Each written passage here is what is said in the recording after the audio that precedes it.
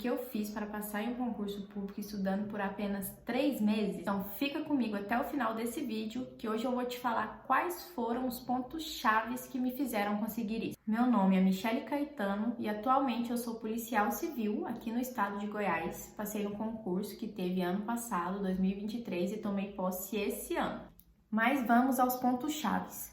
O que eu fiz, o que me ajudou, qual foi o pontapé que me fez passar nesse concurso com tão pouco tempo de estudo. Para contextualizar, o edital desse concurso, ele abriu em agosto. E aí eu comecei a estudar no comecinho de setembro. Antes, gente, eu nunca tinha estudado para carreira policial na minha vida. E a minha área de formação é totalmente diferente, eu sou da área da saúde. Então, eu nunca tinha visto a maioria das matérias e as que mais valiam ponto, que eram as de direito. Só que eu me vi ali prestes a formar e sem me ver em nenhuma área de atuação do meu curso. Quando eu pensava em ir para as áreas, eu não me via feliz, eu não me via contente. Aí o concurso e eu olhei para ele e falei, e se? E se? E aí aqui a gente entra numa nuance. É o ideal? É o ideal deixar para estudar para um concurso depois que sai o edital? Não é. Sabemos que não é. Mas sabemos também que nessa vida a gente trabalha com o que a gente tem. E era o que eu tinha, gente. Eu nunca tinha pensado em estudar antes para concurso de carreira policial e de repente me veio que poderia ser uma hipótese. E aí saiu o edital e eu resolvi tentar e deu certo. Então, assim, é o ideal? Não é o ideal. Mas, não tendo outra escolha, você vai ficar chupando o dedo, vendo o tempo passar, e aí depois você se pergunta, ai, se eu tivesse tentado. Então, assim, ó, melhor tentar e fracassar do que nem tentar e depois se arrepender. Primeira lição, já pega aí. Primeira decisão que eu tomei, tá, saiu o edital, dei uma olhada. Visto que eu tinha pouco tempo e sabendo que hoje em dia os candidatos para concursos públicos são muito preparados, são pessoas que vêm se preparando há muito tempo, primeira coisa, resolvi otimizar ao máximo o meu tempo. E quando eu falo otimizar, ouça também evitar desperdício. E isso quer dizer, gente, desativar redes sociais. Eu desativei todas as minhas redes sociais, desativei Instagram, excluí TikTok, porque eu sou viciada em TikTok, confesso. E desinstalava os aplicativos do meu celular. Isso vai ajudar a você, quando você estiver estudando, você estar de fato estudando, você estar de fato ali presente. Porque não adianta você abrir seu notebook, você abrir seu livro, você abrir sei lá o quê, mas você não estar de fato ali, sabe? Você tá ali só se enganando, só pra falar, ai, tô estudando, mas você não tá, você tá ali olhando pra ver se chegou uma notificação, você tá ali, tira uma fotinha pra postar no story, depois fica olhando quem reagiu, quem comentou. Você vai estar só se enganando. Outra dica de ouro: já acordar sabendo o que você vai estudar, o que você vai ler, o que você vai ver naquele dia. Ou seja, tenha já definido no dia anterior, que seja, o que você vai fazer ao acordar no outro dia. Eu, Michele, criei cronogramas semanais. Por exemplo, no domingo à noite, eu já estabelecia quais matérias eu ia estudar durante toda a semana. Eu não me adapto, eu não gosto, para mim, de cronograma mensal ou de cronograma fechado. Então, eu fazia ali um cronograma semanal. E isso ajuda muito, porque evita a procrastinação. Evita de você acordar sem saber o que fazer. E aí você fala, ai, o que eu vou estudar hoje? Ai, mas eu acho que eu tinha que estudar penal. Nossa, mas processual também. Ai, mas... E aí você trava. E quando você vê, passou 1 hora e você não começou, porque você não sabe por onde começar. E vai dando um desespero, porque você olha para aquele edital enorme, com aquele tanto de matérias, e você não sabe por onde começar. E aí vai te dando desespero. Saiba exatamente o que você vai fazer no dia seguinte. Porque você vai acordar, você não vai precisar pensar, você só vai olhar, ah, tá, eu tenho que estudar processual, esse tópico. Você vai sentar sua bundinha na cadeira e você vai estudar aquele tópico, como estava previsto já no dia anterior, na semana anterior, enfim, no cronograma que você se adaptar melhor. Evitar distrações, tirar seu celular de perto, não confiar na sua autodisciplina, principalmente.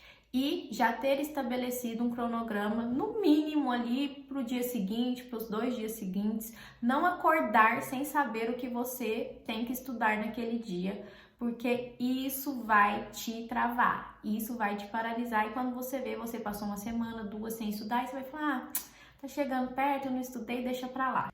Tá, então sabendo disso, foi o que eu fiz. Evitei distrações, criei inicialmente um cronograma semanal. Como eu criei esse cronograma semanal, entra no segundo tópico agora das coisas que eu fiz. Priorização de matérias. Sabendo que eu tinha pouco tempo, eram muitas matérias, a grande maioria das quais eu nunca tinha visto na vida, eu tive que tomar uma decisão de saber quais eu iria priorizar.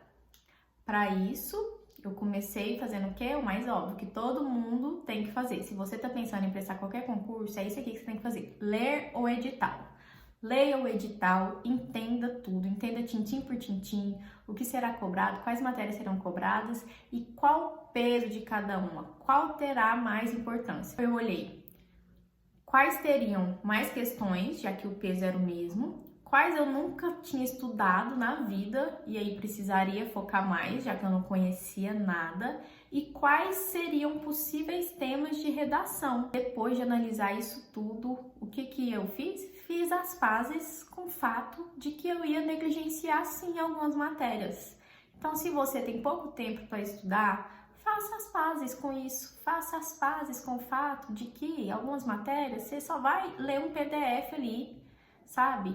E outras, você vai precisar se dedicar mais, você vai precisar de mais tempo, você vai precisar de ver mais videoaulas, de fazer mais questões. A importância da matéria para a prova, quantidade de questões ou peso. O meu conhecimento prévio sobre aquela matéria, eu também analisei na hora de definir a importância. Por exemplo, português, cairiam também 10 questões, igual direito penal.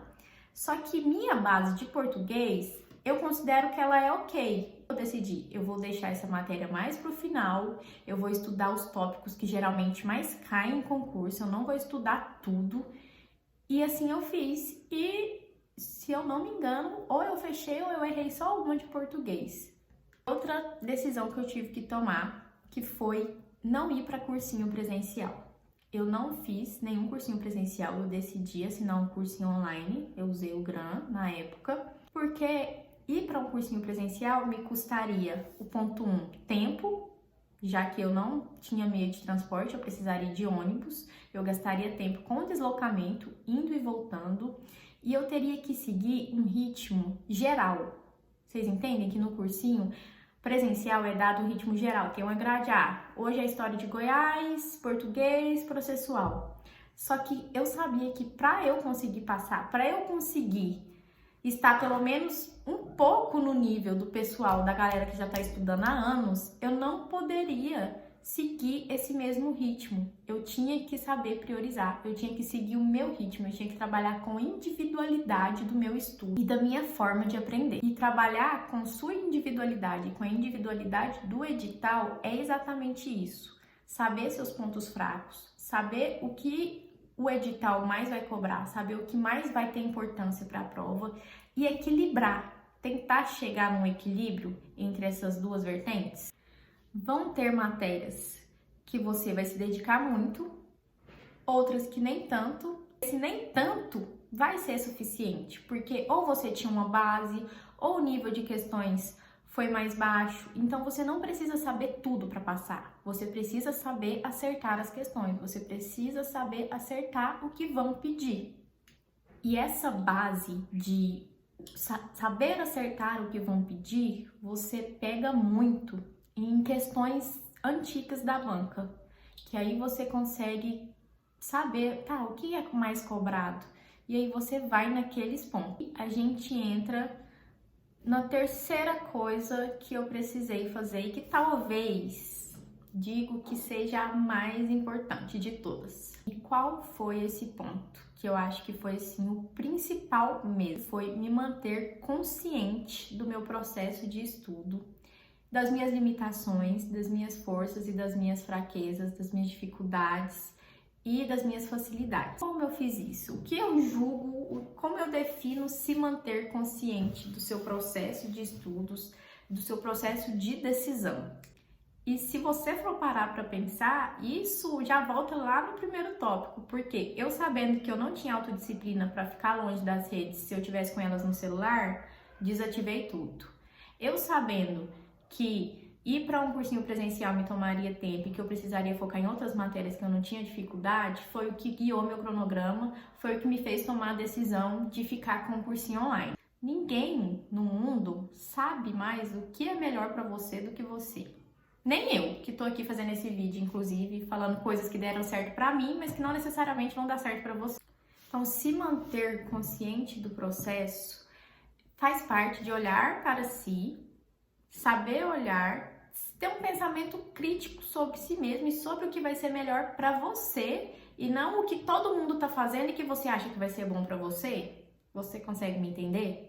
Mas saindo agora dessa nuance de tomada de decisões lá do início e vindo um pouco mais para o processo de estudos e para a estratégia, como eu me mantive consciente? Basicamente, eu utilizava as questões para isso.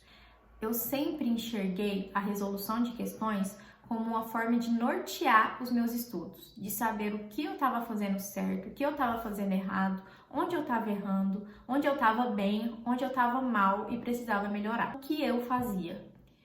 Por exemplo, estudei direito constitucional ontem.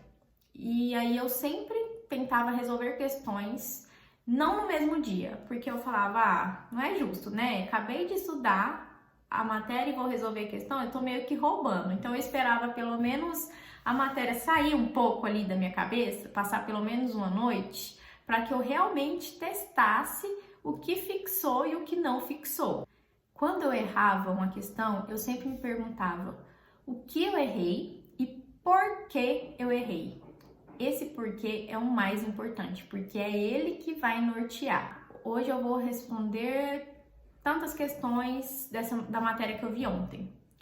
E aí, respondendo, eu vi o que eu estava errando.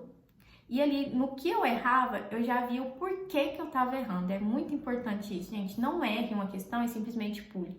Erre, entenda qual foi ali a sinapse que seus neurônios fizeram, que fizeram você errar.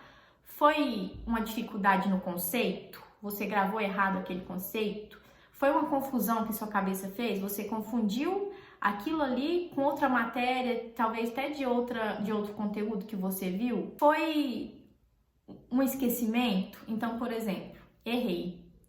Meu Deus, eu errei, eu já vi essa matéria, mas lendo aqui, eu não lembro. Parece que foi como se eu nunca tivesse visto. Então, o que é isso? Por que eu errei? Porque eu esqueci, aquilo não fixou na minha mente. Então, o que eu fazia na mesma hora, eu ia lá, caçava se tinha anotação sobre aquilo no meu caderno. E se tivesse, eu já lia na mesma hora e anotava ali para mais tarde eu dar uma revisada de novo. Por quê? Porque eu errei, porque não fixou na minha mente. É entender mesmo como aquele conteúdo, como aquelas coisas que você está vendo estão se organizando na sua mente. No meu processo, as questões foram muito importantes para nortearem o que estava dando certo, o que estava dando errado, o que eu precisava organizar melhor na minha mente. E aí, a partir das questões, a partir disso, eu ia fazendo pequenos ajustes no meu cronograma. Por exemplo, se teve uma matéria que eu vi que eu tinha fixado melhor, eu entendia que eu não precisava revisar ela tantas vezes. E aí eu ia lá e dava uma alteradinha. Já se tinha outra que eu via que eu estava tendo mais dificuldade, que não estava entrando na minha cabeça, que eu seguia errando, eu colocava ela mais vezes no meu cronograma. E é até por isso que eu preferia trabalhar com cronograma semanal, porque te permite essa maior flexibilidade. E manter consciente do seu processo de estudo é muito importante. Como eu já disse, ninguém aqui sabe melhor como funciona a sua mente do que você. Ninguém sabe melhor como você absorve um conteúdo do que você. Se você é mais visual, se você aprende mais ouvindo, se você aprende mais lendo. Você é a melhor pessoa para saber isso. E a partir disso, a partir dessas pequenas análises, dessas pequenas revisões, é que você vai conseguir ter um melhor direcionamento do seu processo. E é isso que eu tinha para falar para vocês hoje. E fique claro que eu não tô aqui para cagar regra, não tô aqui para falar o que você tem que fazer, pelo contrário, eu gosto de pregar que cada um sabe o que é melhor para si. Mas espero sim ser útil de alguma forma, espero que esse vídeo te ajude e principalmente que você se motive e saiba que é possível. Se você gostou desse vídeo, dá um like, se inscreve no meu canal e comente aqui outros temas, outras coisas que vocês querem que eu traga para discutir melhor.